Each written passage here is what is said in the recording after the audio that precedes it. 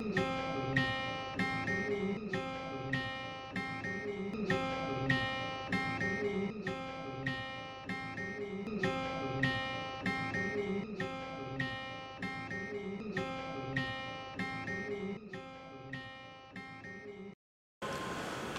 আলাইকুম সুপ্রিয় শিক্ষার্থীবৃন্দ, কেমন আছো তোমরা?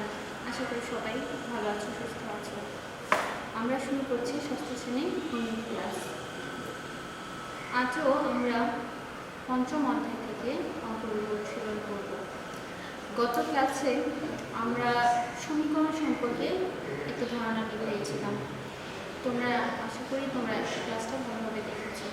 তো আজকে আমরা সেই সমীকরণের উপর সমীকরণটা জানবো। গত ক্লাসটা একটু রিভিশন করব এবং সমীকরণের সমাধান কীভাবে করে সেই সম্পর্কে ধারণা নিব এবং সমীকরণ সমাধান করব। তো গত ক্লাসে আমরা পড়েছিলাম যে সমীকরণ কি, আমরা একটু রিভিশন করে নিই। দেখো, চলক, প্রক্রিয়া, প্রতীক এবং সমান চিহ্ন সংবলিত গাণিতিক বাক্যকে সমীকরণ বলে। সমীকরণে একটা চলক থাকবে, প্রক্রিয়া, প্রতীক যেমন যোগ, বিয়োগ, গুণ অথবা ভাগ থাকবে, ভাগ চিহ্ন থাকবে এবং সমান চিহ্ন অবশ্যই থাকবে এবং এই সবগুলো দিয়ে একটা বাক্য প্রকাশ করবে। তো তখন যে বাক্যটা প্রকাশ করবে সেই বাক্যকে বলা হবে সমীকরণ। কেমন? যেমন ধরো x + 4 সমান হচ্ছে 13, y - 5 সমান 11, 3z সমান হচ্ছে 12। তো এই প্রত্যেকটাই হচ্ছে একটা সমীকরণ। এই যে সমীকরণ, এই সমীকরণে কি কি আছে? x সমান কত? x সমান কত সংখ্যা? 1 2 3 5 -6 -2 কত আমরা জানি না।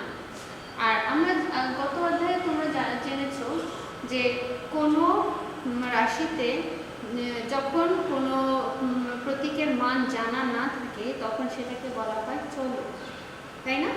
অজানা রাশিকে বলা হয় চলক। আমরা যদি এটাকে একটা রাশি বিবেচনা করি তাহলে এই x এর মান, এই অজ্ঞাত রাশি বা অজানা রাশিটাকে বলা হয় চলক, যার মান আমরা জানি না। তাহলে এইটা যদি একটা সমীকরণ হয়, এই সমীকরণে একটা অজানা রাশি বা অজ্ঞাত রাশি অথবা একটা চলক আছে, তার মানে চলক থাকবে, আছে। আর কি থাকবে? প্রক্রিয়া, প্রতীক। প্রক্রিয়া, প্রতীক দেখো এখানে যোগ চিহ্ন আছে, তাহলে প্রক্রিয়া, প্রতীক আছে। আর সমান চিহ্ন এটাও আছে। এগুলো ছাড়া কি আর কিছু থাকবে না? হ্যাঁ, এগুলো ছাড়াও আরো কিছু অনেক কিছুই থাকতে পারে, কিন্তু এগুলো থাকতেই হবে। তাহলে ওই বাক্যটাকে বলা হবে সমীকরণ। ঠিক আছে? তাও এরকম বিভিন্ন সমীকরণ হতে পারে। y - 5 = 11। এখানে চলকটা কি? y। এখানে চলক হচ্ছে x, এখানে y, এখানে দেখো z। অন্য কিছু থাকতে পারে, a b c d থাকতে পারে। ঠিক আছে? এখন এই অধ্যায়টা হচ্ছে সরল সমীকরণ। সরল সমীকরণ কি? সমীকরণে চলকের ঘাত বা শক্তি 1 হলে তাকে সরল সমীকরণ বলে। এই যে একটা সরল সমীকরণ, এই যে একটা সমীকরণ, এই সমীকরণে চলককে x এর উপরে শক্তি বা ঘাত বা পাওয়ার এখানে কত? এখানে কিছু না থাকলেও আমরা জানি এখানে একটা 1 আছে। তাহলে ঘাত বা শক্তি যদি 1 হয় তাকে সরল সমীকরণ বলে। তাহলে আমরা বলতে পারি এটা একটা সরল সমীকরণ, এটাও একটা সরল সমীকরণ। এখানে z এর পাওয়ার 1, এটাও একটা সরল সমীকরণ, তাই না? তাহলে সমীকরণে চলকের ঘাত যদি 1 হয় তাহলে সেটাই হবে সরল সমীকরণ। আর চলক কোনটা? অজানা রাশি। একটা সমীকরণে যে রাশিটা অজানা থাকে, সমীকরণটা সমাধানের মাধ্যমে তার মান বের করা যায়। তো অজানা রাশির মানটাকে বলা হয় মূল বা বীজ। সমীকরণে চলকের মানকে বলা হয় মূল বা সমীকরণের বীজ। যেমন x + 4 = 13। তাহলে x এর সাথে 4 এর সাথে এমন একটা কিছু যোগ করতে হবে যে সংখ্যাটা যোগ করলে 13 হবে। যেই সংখ্যাটা যোগ করলে 13 হবে সেই সংখ্যাটাই হবে x এর মান। তা তুমি যদি একটু হিসাব করো যে 4 এর সাথে কত যোগ করলে 13 হয়, তো 4 7 সরি 7 না, এটা আমরা কিভাবে বের করব? এটা থেকে এটা মাইনাস করলে কিন্তু বের করে করতে পারি মনে মনে আর কি। তাহলে 9 আর 4 প্লাস করলে কত হয় দেখো তো? 9 আর 4 প্লাস করলে কত হয়? 13। তাহলে এখানে x এর জায়গায় যদি 9 থাকতো তাহলে 9 + 4 = 13, তাহলে সবগুলো আমরা জানতাম। তো 9টা সরিয়ে দিয়ে যদি এখানে x লেখা হয় তাহলে x এর মানটা আমরা জানি না। তো যেটা হলে এই সমীকরণ এই দুটো যোগ করলে 13 পাওয়া যেত, যেটা হলে সেটাই হবে এই অজানা রাশির মান বা এই চলকের মান।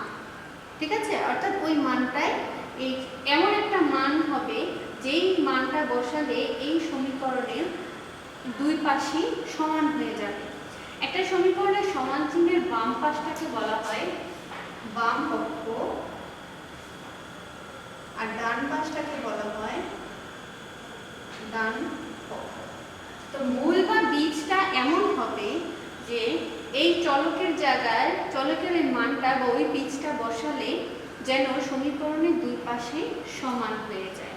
তো যে মান বসালে দুই পাশ সমান হয়ে যাবে, চলকের যে মান বসালে সেই মানটাই হবে সমীকরণের মূল বা বীজ। আচ্ছা, এখন আমরা সমীকরণ কি, কাকে বলে, কি এই সম্পর্কে আরেকটু ধারণা নিলাম। এখন সমীকরণে তোমাদের বই আছে সমীকরণকে সমাধান করতে হয়। তো সমীকরণের সমাধান বলতে কি বোঝায়? সমীকরণে চলকটির মান নির্ণয় করাকে বলা হয় সমীকরণের সমাধান। অর্থাৎ সমীকরণে যে অজানা রাশিটা থাকবে, চলকটা থাকবে, আমরা নির্দিষ্ট পদ্ধতিতে এই চলকের মান বের করব। যে পদ্ধতিতে আমরা এই মানটা বের করব এই প্রক্রিয়াটাই হচ্ছে সমীকরণের সমাধান করা। ঠিক আছে, তো সমীকরণ সমাধান, চলো আমরা দেখি সমীকরণের সমাধান করতে গেলে আমাদেরকে কি করতে হয়। এই যে এটা একটা সমীকরণ, তাই না? তাহলে এই সমীকরণকে সমাধান করতে গেলে মনে করো এটাকে নিলাম x + 4 = 30, এটা একটা সমীকরণ। এই সমীকরণটা তোমাদের বইয়ে আছে। কোথায় আছে? অনুশীলনী 5 এর 12 নম্বর। এটা হচ্ছে 12 নম্বর। দেখবে অনুশীলনী 5 এ 12 নম্বরে আছে সমীকরণ সমাধান করে x + 4 = 30। তা তুমি শুরুতে সমীকরণটা লিখে নিলে। সমাধান করার ক্ষেত্রে কি কি খেয়াল রাখতে হবে? তোমার অজানা রাশিটাকে সবসময়, চলকটাকে সবসময় সমীকরণের বাম পাশে রাখতে হবে। তো এখানে দেখো চলকটা সমীকরণের ডান পক্ষে না বাম পক্ষে আছে। ঠিক আছে, এরপরে কি করতে হবে? বাম পক্ষে x ছাড়া বা চলক ছাড়া আর যা থাকবে সব কিছুকে তোমাকে আস্তে আস্তে সরাতে হবে। কিভাবে সরাবে? সমাধান করার পদ্ধতিতে। সমাধান করার পদ্ধতি কি কি? যেমন ধরো এই যে এই সমীকরণটাতে x এর সাথে কি আছে? 4। কিভাবে আছে? প্লাস হিসেবে। তো আমি যদি এখান থেকে এমন একটা কাজ করব যেন এই 4টা না থাকে। কিভাবে করা যায়? যেমন +4 এর সাথে যদি আমি এর পাশে -4 করি, তাহলে +4 এর সাথে যদি -4 হয় তাহলে এই দুটো কি হবে? একটা প্লাস একটা মাইনাস, দুটো রাশি হচ্ছে বিপরীত এবং দুটোর মানই সমান। তাহলে 4 থেকে 4 বিয়োগ করলে কত হয়? 0। তাহলে আমি যদি x এর সাথে +4 -4 এর পাশে দিয়ে দেই তাহলে এই +4 -4 একে অপরের সাথে বিয়োগ হয়ে 0 হয়ে যাবে। তখন এর পাশে শুধু কি থাকবে? x থাকবে, শুধু চলকটা থাকবে। কিন্তু এই -4টা আমি কিভাবে দেব? সমীকরণের সমাধানের নিয়ম হচ্ছে তুমি বা সমীকরণের এক পক্ষে যা দিবে আরেক পক্ষে তাই দিতে হবে। যেমন যদি বাম পাশে তুমি -4 দাও, ডান পাশেও -4 দিতে হবে। তো কখন প্লাস দিবে, কখন মাইনাস দিবে? খালি কি প্লাস মাইনাস দেওয়া যায় না, গুণও করা যায়, ভাগও করা যায় একই সংখ্যা দিয়ে। কেন? কারণ কোনো সমীকরণের বাম পাশে এবং ডান পাশে একই সংখ্যা দিয়ে যোগ বিয়োগ গুণ ভাগ যাই করো না কেন, সমীকরণের কোনো মানের কোনো চেঞ্জ হয় না। সেই জন্য দুই পাশে একই সংখ্যা দিয়ে যোগ বিয়োগ গুণ ভাগ করা যায়। তা আমি যদি এই সমীকরণের এই পাশে আমি কেন সংখ্যা দেব? কোনো সংখ্যা যোগ বিয়োগ গুণ ভাগ করব, কারণ আমরা এই চলক ছাড়া বাকি যা থাকবে সবগুলোকে আমরা সরাবো। সরিয়ে শুধু চলকটা কি মান বের হয় সেটা বের করবো। তো এটা সরাতে গেলে আমাকে যদি প্লাস থাকে, প্লাসের সাথে যে সংখ্যাটা থাকে আমাকে তার সাথে মাইনাস ওই সংখ্যাটাই মাইনাস করে দিতে হবে। এবার বাম পাশেও করতে হবে, ডান পাশেও করতে হবে। আর যদি এখানে -4 থাকতো তাহলে আমি উভয় পাশে কি করতাম, +4 করতাম। যদি এখানে গুণ থাকতো, যেমন 4x 4 × x অর্থাৎ 4টা গুণ হিসেবে থাকতো, তাহলে আমি উভয় পাশে 4 ভাগ করে দিতাম। আর যদি ভাগ আকারে থাকে তাহলে আমাকে উভয় পাশে ওই একই সংখ্যা দিয়ে গুণ করে দিতে হবে। ঠিক আছে? এখন দেখো তাহলে এটার ক্ষেত্রে আমরা কি করছি, দেখো -4 থাকলে আমি +4, +4 থাকলে আমাকে -4 করতে হচ্ছে। আর যদি -4 থাকতো তাহলে +4 করতাম, তাহলে 0 হয়ে যেত। যদি 2 গুণ হিসেবে থাকতো তাহলে আমি ভাগ করে দিতাম, তাহলে 1 হয়ে গেলে সেখানেও আমার গুণটা কার সাথে থাকে, চলকের সাথে। চলকের সাথে কোনো রাশি গুণ থাকলে আমরা যদি ওই সংখ্যা দিয়ে ভাগ করে দেই তাহলে 1 হয়ে যায়। 1 দিয়ে x কে বা চলককে গুণ করলে শুধু চলক থাকে, তখন আর কোনো সংখ্যা থাকে না।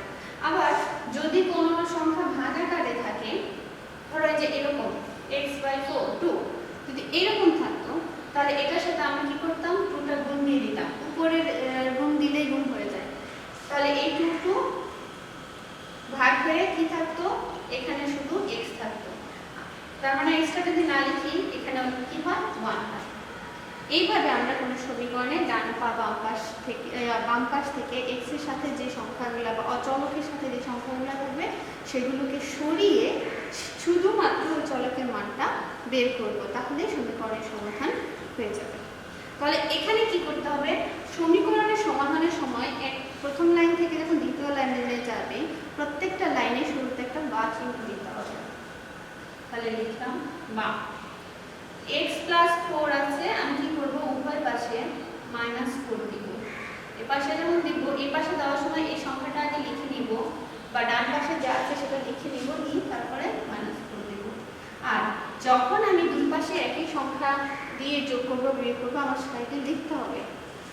কি লিখতে হবে, 4 কি করলাম, আমরা মাইনাস করলাম, তাহলে 4 বিয়োগ করে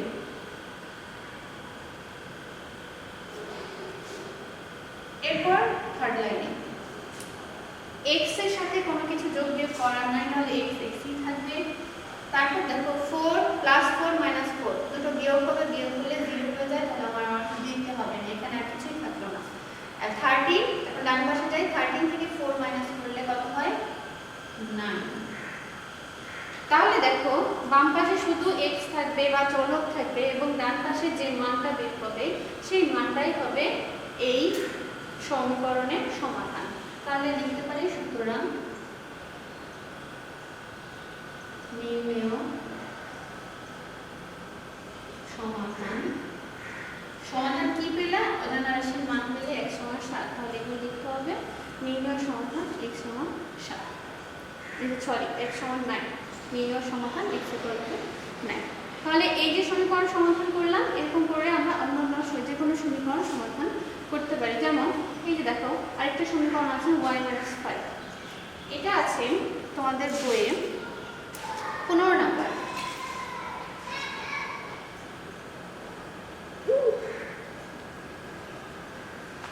যদি এটাকে আমরা সমাধান করি কিভাবে করব, y-5 = 11, বা এখানে 5 বিয়োগ আকারে আছে, যদি আমি 5 কে সরাতে চাই তাহলে আমাকে কি করতে হবে, উভয় পাশে 5 বিয়োগ থাকলে কি করতে হয়, যোগ। তাহলে y-5 + 5 = 11 + 5, কি লিখবো সাইড হতে, 5 যোগ করে, বা এই 5 যদি চলে যায় এখানে হচ্ছে y বিয়োগ হয়ে গেলে 0 হয়ে যায়, আর 11 আর 5 যোগ করলে হয় 16। তাহলে দেখো অজানা রাশির মানটা আমার বের হয়ে গেল। এখানেও আমরা লিখব নির্ণেয় সমাধান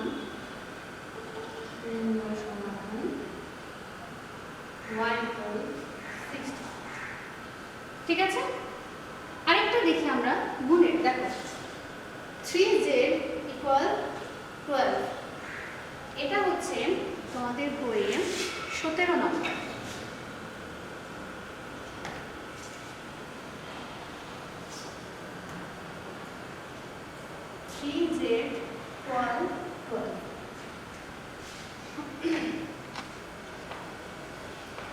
এই সমীকরণটা দেখো z এর পাশে 3, এখানে কোনো যোগ বিয়োগ চিহ্ন নাই, তাহলে আমরা জানি দুটো সংখ্যা বা রাশির মাঝখানে কিছু না থাকলে সেখানে একটা গুণ চিহ্ন থাকে। এটা না থাকলেও আমরা বুঝি নেই যেখানে একটা গুণ সম্পর্ক আছে।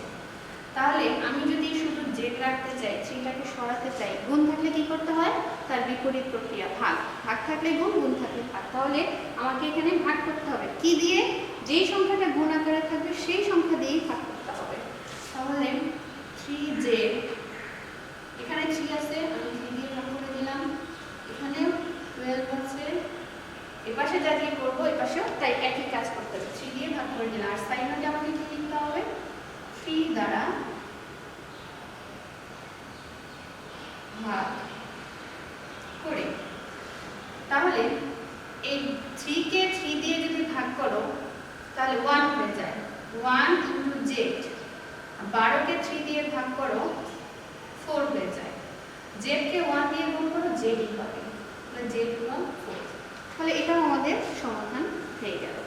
ঠিক আছে, এইভাবে আমরা বিভিন্ন রাশি যে কোনো সমীকরণের সমাধান করতে পারি। লাস্ট আমরা একটা সমীকরণ দেখব, একটু ভিন্ন রকম সমীকরণ। এটা হচ্ছে তোমাদের বইয়ে 21 নাম্বার। কি আছে?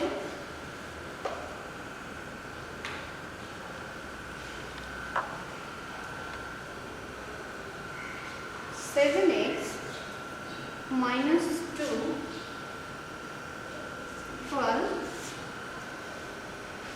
x plus 16).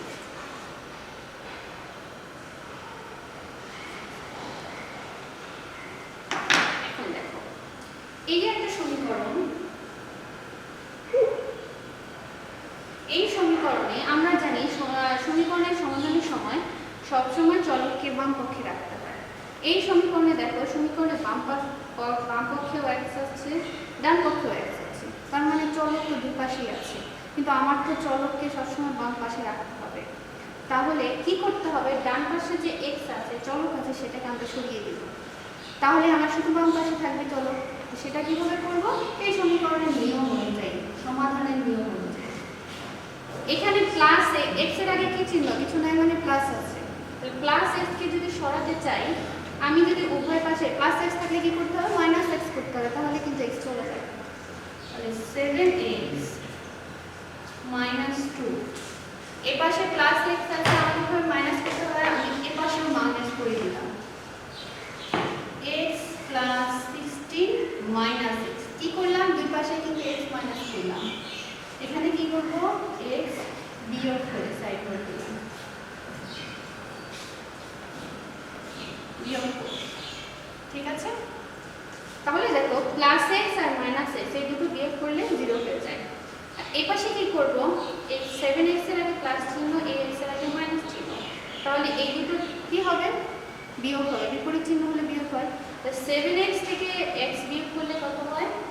6x, আর এখানে মাইনাস চিহ্নটা থাকবে, সমান এই x তো বিয়োগ হয়ে 0 হয়ে গেল এখন 16।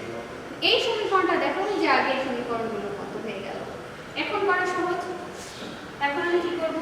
এই 6x এর সাথে 2 আছে, আগে আমি প্রথমে 2 আগে এই 6x এর সাথে যে 6 আছে, 6টাকে আগে সরাবো না, এর সাথে আলাদা যে পদটা থাকবে সেটাকে আগে সরাবো। তাহলে -2 আছে, কি করতে হবে? উভয় পাশে +2 করতে হবে। -2 +2, 16 +2। সাইড নোট কি করব? 2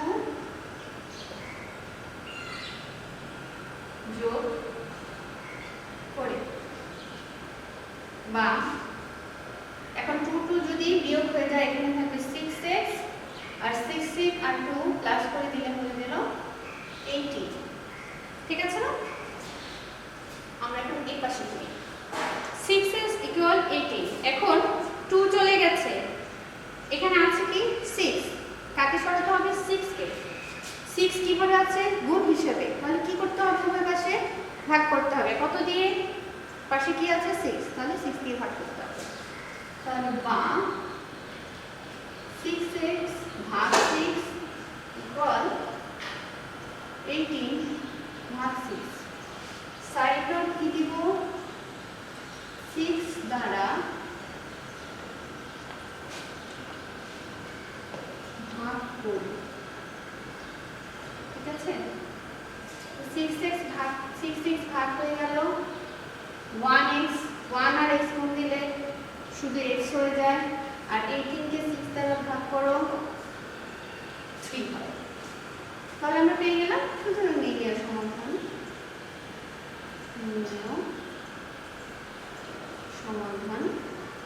x equal 3। এইভাবে তোমরা যে কোনো ধরনের সরল সমীকরণ সমাধান করতে পারবে, ঠিক আছে?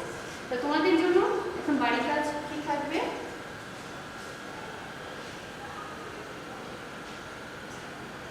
বাড়ির কাজ থাকবে অনুশীলনী 5 এর 12, 15, 17 এবং 21 নম্বর। 12, 15, 17 ও 21 নম্বর, ঠিক আছে? এখানে তোমরা দেখবে সমীকরণ সমাধান করতে বলা হয়েছে, তাহলে আশা করি এই সমীকরণগুলো তোমরা সমাধান করতে পারবে, ঠিক আছে? তো সবাই ভালো থাকো, সুস্থ থাকো। আর তোমরা জানো এসডব্লিউগুলো কীভাবে দিতে হয়। খাতায় এসডব্লিউগুলো করে প্রত্যেকটা খাতার উপর নাম রোল লিখবে। নাম রোল শ্রেণী শাখা লিখে ছবি তুলে এই ক্লাসের কমেন্টসে অবশ্যই দিয়ে দেবে, আর 2 দিনের মধ্যেই দিতে হবে। তো সুস্থ থাকো, সবার সুন্দর ভবিষ্যৎ কামনা করছি। আগামী ক্লাস দেখতে আশা করি। খুব ভালো।